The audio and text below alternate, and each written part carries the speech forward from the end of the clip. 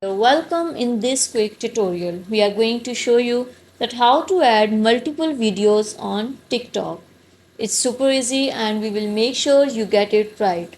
Just make sure you are logged in and using the latest version. Make sure to watch the complete video and follow each step carefully to avoid forgetting anything and making mistake. Okay, we are going to know that how to add multiple videos on TikTok.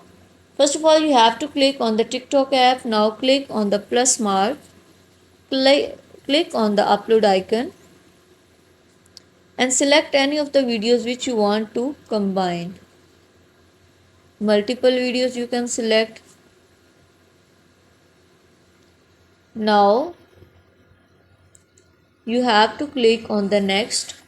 In this way you can add your videos. Now here you can add songs, you can make editing in this, you can change effects in these videos. Thank you so much. That was the best method to combine clips together in the form of video. Thank you so much. Please consider showing your support by commenting, liking, sharing and subscribing to our channel for more valuable content in the future. Your engagement is highly appreciated. I wish you very good luck. Thanks.